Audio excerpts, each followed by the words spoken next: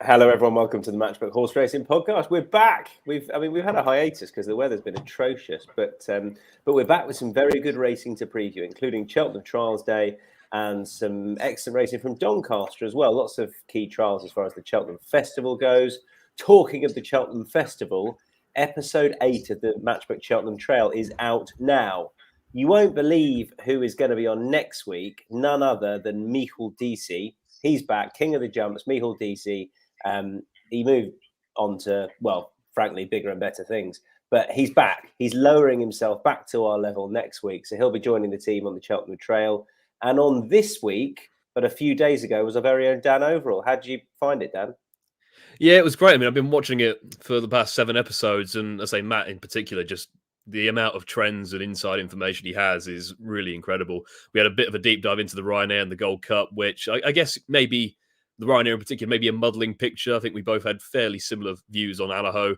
And I think because the producers felt sorry for me and just wanted me to rant about something, I just went on about some handicappers because I just can't help myself. So you got 6 handicappers. I've got my eye on as well, even though we have no entries or no weights. But that's just what I like to do.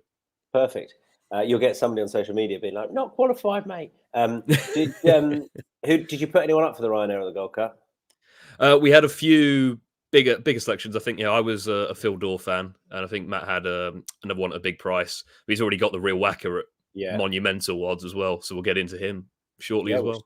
Which ties in with this weekend, absolutely, in the Cotswold Chase. Don't forget to like and subscribe. It's the best no-cost way of supporting this podcast because it's free to do, and it helps us and it helps you. It's very simple. So please like and subscribe if you enjoy our content. Into the 115 at Cheltenham we go. And this is the first of the handicaps we're going to be previewing. It's probably one of the best betting races we're going to be previewing. And miraculously, we've got 4 horses we're putting up and no one's on the favourite. Steve Jones is back for a bit more. And you are with Garlaw at 12.0. Why? Did you do that purposely so it rhymed? No, but I just fell upon it. It's just a gift. Yeah, well, Garlaw is a horse that I don't think really stays 3 miles too, certainly in the big race at Newbury back before Christmas. It ran really well. He was still there, kind of like 2-3 out, but the stamina ran out in the closing stages. So I thought that was a good effort, actually. I thought that was better than he'd ran over hurdles first time up. But again, that was first run of the season over hurdles in a grade 2, the West Yorkshire hurdle. So if you go back to this horse winning the Paddy Power Gold Cup last season, he'd have a right chance beating French Dynamite, and the likes of Il Redito was behind. And since then, he probably would have won on this day last year in the Great Yorkshire Chase, and he fell. I think he fell at the last, and when he was probably going to win. And after that, he ran perfectly respectably in the Ryanair Chase. So I can't quite understand why this horse has been largely ignored in the betting, especially as Jamie Snowden's in good form. So Garlaw for me. Simple as that. Garlaw for Steve Jones. And I'm going to come to a big price. I was nearly with you, Dan, on this horse at 26.0, but I've gone a bit safer in the end. But go on, make your case. Well, that's actually quite encouraging because when you come out with a Rogue One at a massive price and aren't that confident, they normally win. So I'm really buoyed by that. I think this is a good race. I can't do Il Redito again because I'm still heartbroken from last time, and I think he had a hard enough race on that occasion as well. Some interesting types in there, but I do think Straw Fan Jack at 26.0 is maybe overlooked. He's finally having his sights lowered slightly after running in some very deep races. But you don't have to go too far back to find some form that will give him a real chance in this. He beat Ashtree Meadow over 2 miles in October of last year when he was a novice. Obviously, he's since won a Galway Plate. You had Soul Pretender, who was rated 150 back in third on that occasion. Then he ran in the Arkle when he was fourth on ground softer than ideal, fourth in a Manifesto. And then shaped pretty well in the 1965 on his seasonal reappearance behind Pictory. No real shame in that. He had no real chance at the weights on that occasion. It was a poor effort last time out, admittedly, but that was a rare blip in what's generally been quite a consistent profile. back into handicaps on a track we know he runs well from a mark 137. The drying ground, I think, will definitely suit as well. He's a horse who won it as quick as possible, completely unexposed in handicaps at this distance. And I was just surprised to see him at basically the second outsider of the field. I thought 26.0 was quite a big price for a horse so unexposed in handicaps at this trip and on a workable mark. All right. And Charlie, Victorino for you, 8.0. Yeah, talking about horses that you put up that you don't really fancy that then go and win. I think you did, didn't you? With Ascot 2 starts back. It was an absolute guess up, yeah. Yeah. Yeah, perfect. So yeah, it's like a seamless link there from Dan to this. So yeah, Victorino for me, as in since the Tom Stanley sort of just hit and hope, the horse has then gone on and won back at Ascot again over 3 miles. Genius, I was hoping for. I'll be honest, Charlie. Hit and hope is more appropriate. Yeah, probably. I mean, hey, it's fine margins, isn't it? Hit and hope, Genius. I mean, it's just a flick of a coin, really, isn't it? And this horse, his form has been franked on the last start by Phlegmatic, who won at Kempton subsequently. Yeah, he's versatile on ground. He won it on soft ground on his first win at Ascot and good ground last time out.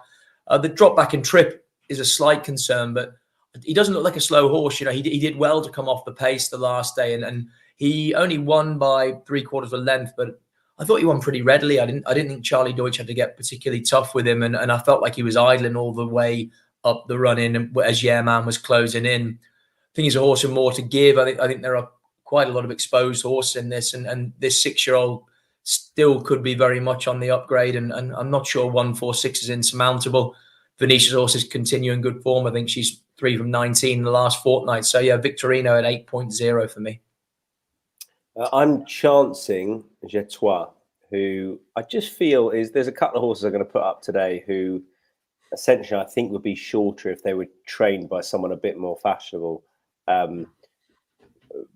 Brendan Powell taking over from Daryl Jacob, who's ridden the horse for the last 3 successes. The 90-day break is a little bit of a concern, but I thought the win was comfortable enough last time.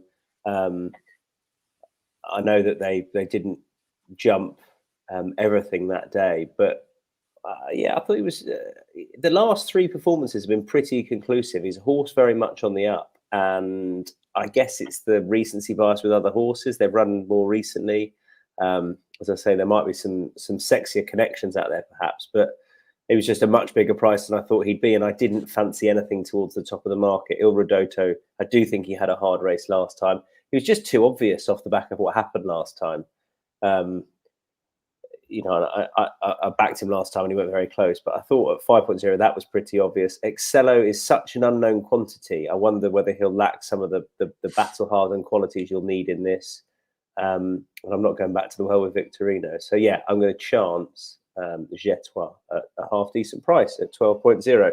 I just wanted to flag this for you because I know that Mihal DC is coming on next week. So this is Mihal DC. I wonder if we can get this up. This is the 27th of December, where can you see that? 3 words. Monkfish, Stayers Hurdle, 60. He should have put 67.0. This shit. 66 to 1. It'll suck when he runs in the Gold Cup then. That's what I was just going to say, the same thing. That'll show him. He won't get to either, will he? All right, shit, Christ, all 3 of you, like a bunch of witches, just because he's not on. But I'll have 67.0 if it's being offered. I'll take the chance on that. He's been trimmed to 17.0 off the back of his Gulmoy win. So there you are. DC is back next week on the Cheltenham Trail. There we are. Right, moving on to the Cotswold Chase. Oh, I don't have prices up in front of me. I will rectify that. Dan, I'm with you. Stay away, Faye. Why? This is a really interesting race. And I think I came to the conclusion maybe out of all of these, he has the least to prove to a certain extent. I mean, Royal Pagaille arrives in decent form, but we know generally his best form is on softer ground at Haydock. It was maybe a bit quicker than he would have preferred it last time out and did well in the circumstances, but hasn't necessarily run his best at Cheltenham ever. The Real Wacker hasn't really got into a jumping rhythm on any of his starts so far this season. That's all right. Gino needs to prove he can cut it at this level. Ahoy Senor needs to prove pretty much everything, and Capodanno's jumping has lacked fluency on in most of his recent starts. So I just thought Stay Away Faye was maybe the solid one. Obviously, the fact that he's a novice in open company will pose questions, but to me, he's just a very straightforward horse, a very good jumper, and I think he'll actually benefit from not having to make the running on this occasion. There's plenty of other pace angles and likes of the Real Whacker and Ahoy Senor. I think he'll be happy to sit off that in what can generally be quite a grueling race, for all that the ground will be on the relatively quick side, I would suspect. I just think he's got a lot in his favour. It's a strange one, whereas I think he's got a good chance in the Brown Advisory, but not an outstanding chance. But in this, I actually do think he's probably got a favourites chance. I think the market could take any shape. It really is one of those races that's up in the air. But for me, he has the least to prove. He's very straightforward. I think he'll be the type that really benefits from a strongly run race and a real stamina test. Yeah, here I was against Royal Pagaille, and he just stuck out. Stay Away Faye. I know he's obviously got a bit to find with loads of them. I mean, he's got a bundle to find with Royal Pagaille and the Real Whacker. But Paul Nicholls nominated this straight after the Sandown win as a likely angle. And he said it's a race that he's run novices in before. I mean, I can't find a horse he's won it with being a novice, so there you are. But I thought it was interesting. He earmarked it straight away, and absolutely, he's a horse that doesn't want to do his own donkey work. I think he'll be better for taking a lead. So, and I think that's likely to be the case here. So, yeah, it was a fair price, 4.33. Charlie. I completely agree about the pace angle for Stay Away Faye. I think it'll help him. But like Dan, I just went down through these, and I put Royal Pagaille track, Stay Away Faye, novice stepping up, question mark about levels. Real Whacker, I'm not sure about the King George full stop, and he was never really in it. That's all right, Gino. Again, the Coral Gold Cup, how much of a quality renewal was that, question mark, and is he up to this level? And Ahoy Senor, crikey, you'd be a brave person to be backing him at the moment. So I put up Capodanno at 9.0. He's a grade 1 winning novice. Yes, he's kind of, again, got a lot of ordinary form to his name since that grade 1 victory at Punchestown. But I thought behind Galopin Des Champs, he ran a bit better the last day, finishing 3rd of 8th, granted beaten a long way. As Dan says, his jumping lacks fluency. But with Willie Mullins and Paul Townend, I just thought at the prices, he's worth chancing in a field where there's far more question marks than anything else with all of them. Yeah, he's a big old price as a result. 9.0. Steve, you are with the Whacker. Yeah, it's a bit of a token effort. I don't really like the shape of the race at all, to be honest. Who knows what a Hoy Senior is going to do? He could easily turn up and do what he did last year. But the Real Whacker was a step in the right direction at Kempton, which is always going to be too sharp for him around there. He's won 3 times around Cheltenham, including beating Jerry Colombe in the Brown Advisory last year, form that I don't think's all that great. You said that Stay Away Faye had a bit to find with the Real Whacker. They've not met, have they? No, official rating, Steve. Not official rating. Not those meaningless numbers that are just sprinkled around on the form. Oh, sorry. Sprunkled. Right, Sorry. you carry on. I'm going to Google sprunkled. Sprunkled. The numbers that sort of underpin the jump racing program. The handicaps they do, Charlie. I agree. Yeah. Anyway, we're moving on. I take a chance on the Real Whacker, but I wouldn't be going too mad on anything in this race. I think it's fraught with danger, with potholes everywhere. What are the results for Sprunkled, Tom? Tell us. I cannot read that. Oh, now I've got to Google it. Well, so anyway. Oh dear. On. Oh dear. Don't. Is that one for the uncut version? Given you're in Dubai, you're in big trouble. You're going to see the inside of a prison cell before too long. Urban Dictionary does come up with some out of the wonderful room. things. Yeah. Anyway, I said sprinkled. So anyway, Sprunkled. Wow. Obviously you did know, Steve. So there we are. Slip of the tongue. Yeah, there you go. Moving on. Have we all had a go here? Don't say that. Don't say that. Right, moving on from the Clarence House chase. No, we're not doing the Clarence House because none of us have a bet in the Clarence House. We're moving on from the Cotswold chase to the International. This is good. because there's some disagreement here. You lot are all with Lossiemouth at 1.9, and I'm putting Love Envoy up as my best bet. So I feel like no, I'll go first. Sod it. I think Lossiemouth, her first go of the season, obviously she was excellent last year. I did turn your attention to the official ratings, where she is rated £4 inferior to Love Envoy, but is having to give that filly £3. I think Love Envoy was priced up a lot on last time when she wants to be ridden more prominently, and they went hard, and Johnny Burke decided to take her back a bit, and the suggestion is she sulked early on in the race and she was just never at it, and she wasn't. If she goes back to exactly how she was ridden against Honeysuckle, then that's absolutely bang on for her. I don't worry about coming back in distance. I don't think that's necessarily a bad thing. I think she'll be given a forceful ride, and I can't believe there's so much between them in the betting. It just doesn't make. I just don't get it. I mean, Lossiemouth was good winning last time, beating Zarak the Brave, which doesn't really get my juices flowing all that much. Which is talking of sprunkled. And yeah, to be honest, I feel like Lossiemouth's just a bit overhyped coming into this at 1.9. I don't get it. So Love Envoy, I don't think anything else in the race can win it. Love Envoy, best bet. Very happy with that. Dan.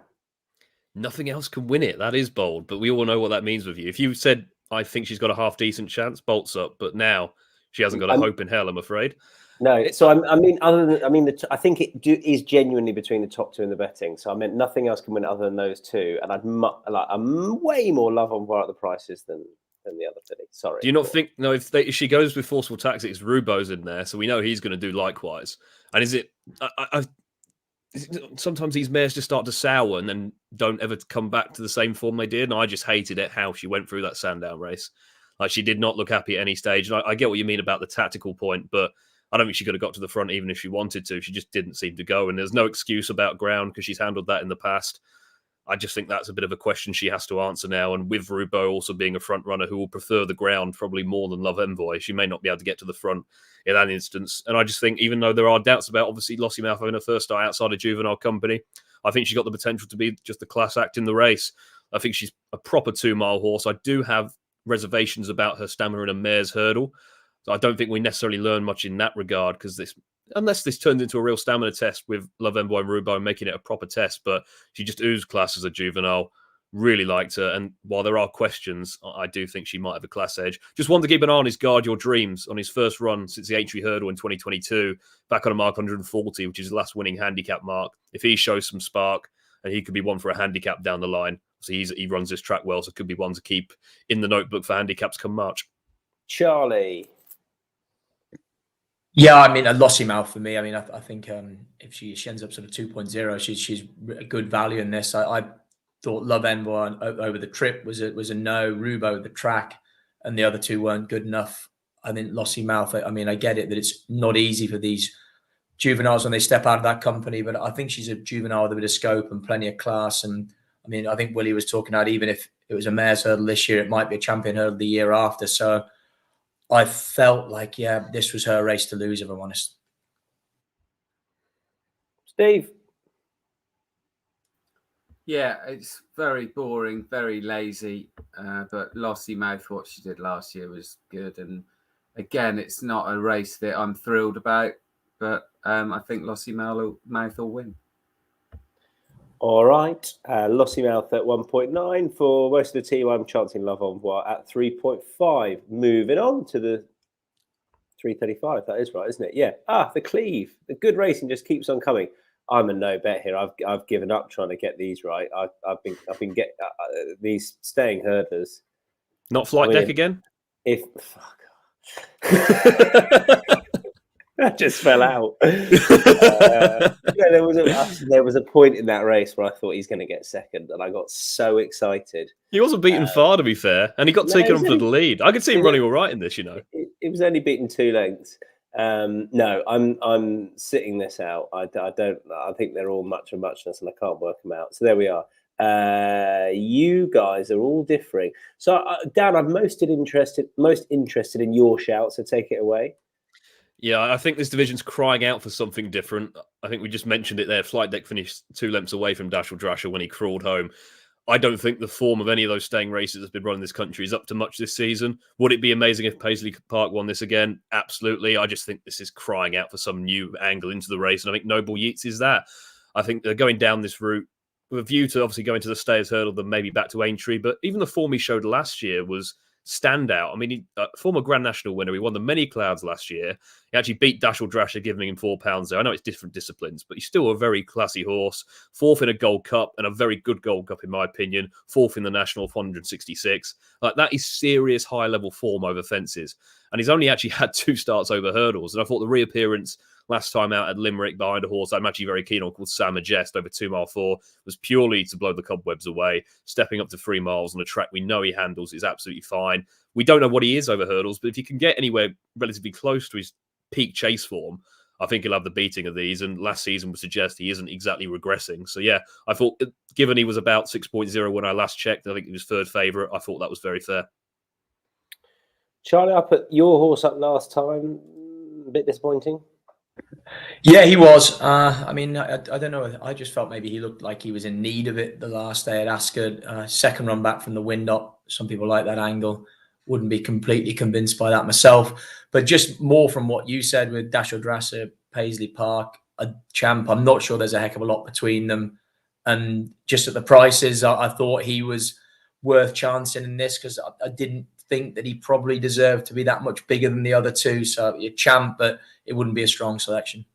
All right, Champ for you, 7.5. Steve, you romantic, you. Looking forward to this. I'm It'd be really great. excited. Yeah. And they are coming to the end of their kind of reign, and they will need to be some new blood into the staying hurdle division in Britain, certainly. But at the moment, Paisley Park still as good as any of them. And he was very narrowly beaten in the long walk hurdle that he's won about 360 times. And with Dashel Drasher, Champ, Botox Heart, all behind him. So he'll probably do it again, and hopefully he will. Paisley Park. Okay, WinBet 3.75. Moving on to the Rose Mares Hurdle. Charlie and I, and Dan are no bet. Dan put a note saying you like Gala Marceau, but conditions are against her. Steve, you have the only bet, and it is Willie Mullins's, and it's Gala Marceau, not Ashrow Diamond. Incidentally, Ashrow Diamond is the one that heads the betting at 3.0 Gala Marceau, Steve. Yeah, I certainly think she's worth a bit of a go on better ground because she's so keen, and hopefully something will make it a better pace and she'll be able to settle. She has got to give weight away to the rest, but she was only beaten by Lossiemouth last season in 3 goes, and she actually beat Lossiemouth in one of them. So she's got very smart form from last season. She won it in France in May at the Grand Steep meeting, and it showed that day that she's got a load of speed. So yeah, I think it's one of those where she's just the best horse in the race, and I think that is going to be her in the winners' enclosure. Okay, Gala Marceau for you. And we move on to the Albert Bartlett River Don Novices Hurdle, grade 2 over 3 miles, half a furlong. No favourite has taken this since good old Barter's Hill, and that was 8 years ago. Goodness me, big prices have won it since, or a few big prices have. Anyway, welcome to Cartrice is 4.0, Destroy the Evidence 5.0, I Love My Bay is 9.0, Kerry Hill 9.0, bigger prices thereafter. Let's come to Charlie first of all. So we've got Charlie and Steve agree, actually. Charlie, you can make the case. Yeah, as you said, a race that isn't often won by the favourite, won in the last 10, and it's a trappy race. There's plenty of improving horses, quite a few trying this trip for the first time, very much probably sort of staying chasers of the future, and I just wanted to be with one in what is an open contest that I could back in both markets, win and place. And I like range. He's also progressing with racing, trip, and etc. And he was a good second to Gidley Park on his hurdling debut. No disgrace being beaten comfortably enough by that horse who is obviously strongly fancied in the Supreme market. And then he backed that up up in trip 2 mile 3 the last day at Chepstow. I just like the way he went about it. I thought he has a really nice way of racing. You know, he looked for all the world like he was going to improve again for stepping up in trip. And I just think this is one of those sort of races that you want to be with a horse that sort of races behind the bridle is going to stay really well, because it can, even in spite of the fact that we've got drying ground, it's still going to be tacky and hard work and a test. And like I say, I think this horse looks ideally equipped for it. Had the 3 runs in bumpers as well, so he's got plenty of experience. And yeah, range, win and place for me. Oh, sorry, coming back range. Yeah, Steve, come to you. Behind Gidley Park, who runs in the last at Cheltenham. Often a good point towards the festival. What do you want to add, Steve? Range? Yeah, just that he had good, like Charlie said, he's got good bumper form. He's built that experience up, and really did look a good prospect last time at Chepstow on heavy ground. But I don't think that the better ground's any problem at all. And going up in distance, it'll probably help. So yeah, range was the one for me. The other one I like is I Love My Bay. I think he's the other interesting one. He was 3rd up at Haydock in a Grade 2 novice hurdle behind Campesinas, which wouldn't be the strongest form, but he's another one going to improve going up in distance. He's a full brother to a French champion hurdle winner from a couple of years ago. So there's definitely stamina in the pedigree there, loads of. So yeah, range, but I'd keep an eye on I Love My Bay. So would you, Dan? Yeah, like Steve said, Hermes Bay, the French champion hurdle winner. So there's stamina in that pedigree. I think he improved markedly for stepping up to 2.5 miles when we last seen him beat a horse called Magic Wave, who I think the Robert Walford team are very keen on. I think he went off very short price to beat him. And yet, I Love My Bay coasted by and was only getting stronger at the line. That was over 2.5 miles on soft ground, but all his previous form would come on good ground. So I think the conditions of the race will suit. And he's got that blend of experience, but I think there's also more potential to come because he's had 4 hurdle starts. And this race, despite being on probably relatively good ground on this occasion, can be a real grueling test. So I like the fact that he has the experience while also a bit of more upside. Destroy the Evidence is probably the solid one in there on his preferred good ground. Obviously, form with Shanahan Bob as well. So we'll get a bit of a line through that. But I Love My Bay had more to come. It's a trappy race, as you say. A lot of big prices have won this, and there's a good few in here that could step markedly forward. But I thought he was the one for me who had a nice blend of experience while also a bit of a scope for improvement. And I was pretty confident that Welcome to Cartrease was the right favourite at 4.0, so I'm going to back him. I just was really taken with almost the last 100 yards last time. He was with Ideal de Board and looked for all money as though they were going to have a right set 2, and then he went and won 6.5 lengths. I mean, he just powered on. So I know he's had 2 trips to Ascot so far. This is going to be a little bit different, obviously stepping into unknown territory distance-wise. But the way he finished off last time, I can't see it being a problem. Take the point about lack of battle-hardened qualities, but I mean, he just looked a bit gawky last time, and just as though he was running on pure ability as opposed to sort of, utilising his mind all that well. But I think he's got loads of ability, and I think he'll improve a bundle for the step up in trip. So Welcome to Cartrease at 4.0. For me, the 3.15, the last one we're going to be previewing. I'll get the prices up shortly because this is a relatively open field. You going back to the well with Can Do Kid, Dan? I feel like I've come to you first a few times, but I know that you've got a history with this horse. You put him up a few starts ago, didn't you, when you got it right? And he did go and win at Newbury. And he did. Yeah. Go on. Yeah, man, on that occasion at Newbury we won, he was so well backed, it was kind of alarming. He went off 6-5 favourite. Oh, sorry, 1.2 or 2.2 favourite, I should say. Silly me, I'm getting DC syndrome all over again. But it's one of those where I just think he's been crying out for 3 miles, and he's shown that on his 2 starts at Newbury. He only really was getting home late on that occasion. It was similar on his previous start to that, where he just couldn't get there when given far too much to do. And I thought Ascot last time out on a sharp enough test at 2 mile 3, going right-handed. He jumped out to his left slightly, but stuck on really well to chase home Jello. And I think that's a reasonably solid form. I think going back left-handed up to 3 miles on relatively decent ground is pretty much ideal for him. I think that'll bring out a fair bit of improvement. I think it's worth saying that this is a really good race. And it's probably more evidence that we should only have one major 3-mile handicap chase of the weekend rather than 3, so we get a proper good field. So a really deep race. I think that was 18 runners or so. So good to see that. And I think that makes a few of these good win and place propositions, and Can Do Kid would be top of my list. Steve?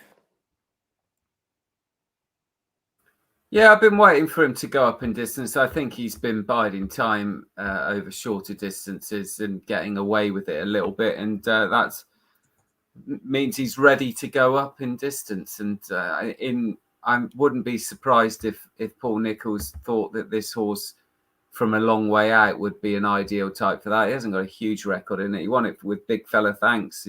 That seems a long time ago. But I just think that going up in distance, he was lucky at Newbury. There's no doubt about that when Ferrero Bamboo made that crunching error at the last. But he's going to improve. And if that's the case, then he's going to be well handicapped. And it's good to see Lorcan Williams getting a nice ride in a decent pot, because he's a really capable rider. I'm with Surrey Quest, who I was on the second last time, as it happens, and I thought the second was going to win, and Surrey Quest was just always well on top. I know that race isn't perhaps the Mandarin, perhaps the form line it has been in the past, of the last decade or so, or even longer, but I think it was a decent enough renewal this year. 2 pulled well clear, and watching it back, he just always looked pretty well on top. I thought he was pretty comfortable for it. He's still relatively lightly raced. He's having an excellent season, obviously 2 from 2 this year, and 10.0. Again, I maybe he's just not that. He's up against some sort of sexier candidates, but I thought he ticked a load of boxes at 10.0. So Surrey Quest would do for me. Charlie? Yeah, I've gone for something tried and tested. Famous Bridge for me, 8.0 back in win and place. He's won 4 of his last 5 starts. He's a sort of horse he doesn't win by very far. So again, only a length the last day at Haydock, when, to be honest, even jumping the last, it looked like it was going to be tight. And I thought he won relatively cozy in the end, for all that race was run on in very bad conditions, only gone up to £4. Nicky Richards said at the time that he'd be wary of running him on ground that bad. Again, good to soft on Saturday. He's won on good ground and good to soft previously, and he just looks, for all the world, he's an 8-year-old, but he's on a really upward curve, and I'm not sure again that we've kind of seen the ceiling of him. He's a sort of also always races a little bit behind the bridle. You're never quite sure how much he's got in the locker. Sean Quinlan said the last day he loves a battle as well, and I think there's plenty of pace and tempo in this race, so they'll be able to ride him patiently, and hopefully he's got a massively long straight at Doncaster to be picking off his rivals. And Famous Bridge, like I say, horse on an upward curve, and I'm going to be backing him to carry that on. Peter's along. Hello, Peter. Says Surrey Quest for PP. That's Peter's punts. Peter also says another Cheltenham meeting, and it always falls on my B-day. What a time to be alive. So that would suggest, I don't see how that's possible, Peter. Because obviously, if it always falls on your birthday, it means your birthday will be the 27th this year, right? But it's not always on the 27th. I mean, obviously, last year it was on the 28th. The year before that, it was on the 29th. So maybe he has more than one birthday. Maybe he's like the Queen. Who knows? Or the King now. Probably This need is to get top journalism. This is top research. I don't, Peter. I think we want accuracy, and that week he says he's just confirmed that week, right? Well, that's pretty generic, Peter, but that's fine. That's fine. We'll let you have that. But, good. This can only be saved by one of Steve's stories. Good. What have we got now? Any other bets? Charlie, first of all, at Donny. Yeah, Donny on Sunday. Not sure he's guaranteed to run, but he wants watching wherever he does pitch up. Also called Disco Davis for Dan Skelton. Like I say, he's entered in the bumper that closes Sunday's card at Doncaster. Speaking to Dan, I didn't know whether he's definitely going to pitch up in this, but he's one to follow wherever he does go. And Dan, you've got one, yes? Yeah, I got a couple. So 12:40 at Cheltenham, Persian time. Always a good race, this one, a novice handicap chase. But I think him stepping up to 2.5 miles is a big positive. He had also a Jello-related form. He chased him home on his chase debut, which worked out pretty well. He was staying on at Ascot, and I think he may have given Authorised Speed a race had he not fallen 2 out. But the fact he fell, I think, has given him only a lenient rise of £4. A fair few pace angles in here, so I think it'll set up well for him. The drying ground is massively in his favour, so I think there's more to come from him over 2.5 miles. And then the 11:50 at Doncaster of Fernando Civila, who I actually spoke about on the Cheltenham Trials as a horse maybe for a Grand Annual, because I thought he was getting quite well handicapped. But this tends to be more his time of year, late January, early February. So he won the Game Spirit the past couple of years. Last year he beat Alexia Danuts, giving him £6. And if they were to meet in a handicap today, they'd be a £14 swing, a stone swing at the weights. I think he and Calico last time out just went far too quick, too forceful, set the race up down to a mark 148. He won this race a couple of years ago off 152 when he was 5-4 favourite. Ned Fox takes £5 off, which I think is very useful because he is top weight in handicap chases since October. When Ned Fox rides for Venetia Williams in handicaps, 5 winners from 12, further 3 have placed. And interestingly, the last 3 winners of this race were all top weight. So I think he's got a lot going for him. He's ready to strike off 148. All right, moving on to Matchbook Zero long shots. Remember Matchbook Zero, if you do like to have an outright bet and you want to be getting best odds, you're most likely to be doing so in Matchbook Zero because that's the nature of the Matchbook exchange anyway. And with Matchbook Zero, those matchbook prices are enhanced because there's zero margin, there's zero commission. So those prices are most likely to be best odds. So it's well worth taking advantage of. From 10 a.m. each day, the markets go live. So go and have a look at a win bet over there from 10 a.m. Matchbook Zero. Well worth taking advantage of if you like a win bet at decent odds. I'm with Jetois. I had to double check that. Jetois at 12.0. Steve? I'm with Can Do Kid in the Great Yorkshire Chase. Doncaster. Charlie? Range in the River Don. And Dan? Same race as you, Tom. Straw Fan Jack.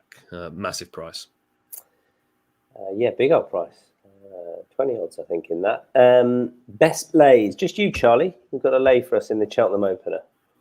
Yeah, just Burdett Road, if he's under 2.0. Just, I think Sergino's a real quality horse. His form was actually frank today with a Torneo. Jamie Snowden's going in at Wetherby, and I'm not sure they're very different types of horses, but ability-wise, I'm not sure there's that much between them, and I'd be willing to take him on if he ends up very short.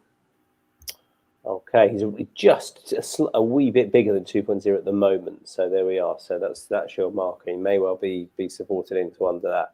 Best bets then for this Saturday. Love Envoi for me in the International, 3 o'clock. Steve? Garlaw in the whatever it is at Cheltenham, 1:15. Yeah, Garlaw in the handicap chase. Charlie, same race? Yeah, I was in first, but yeah, Victorino in the 1:15. Oh, same race. Oh, yeah. Last minute change. All right. That's, all right. That's the problem with jump racing at the moment. There's so many races that you just put a line through because, like John Bon and Lossymouth and could be the problem with pundits who don't read the requirements. But then again, I did it for the Match with Zero long shots, so there we are. Yeah. For anyone that doesn't know, underneath the best bets, it says 1 per race. So we have a lucky 15 option for listeners because with the Matchbook Exchange, you can place all sorts of multiples, including lucky 15s. But you can't in this instance. And we failed miserably. Steve's cocked it up. Charlie, you're done. Correct. Confirming Victorino. Dan. Falling apart this. Dan. First race at Doncaster, Fernando Civila. Okay, good stuff. I think it probably fell apart a little bit earlier when we talked about something we shouldn't have done. Steve, thank you ever so much. Charlie, thank you. And Dan, thank you. I hope you all have a lovely weekend. I feel like welcome back because we are back with the jumping game, having had a hiatus because of the weather. But it's good stuff this weekend. And I hope it's a profitable one for you. Thanks to Brian, who says, good stuff, team. I'm for Cheltenham. Looking forward to it. We are too, one and all. Bye-bye.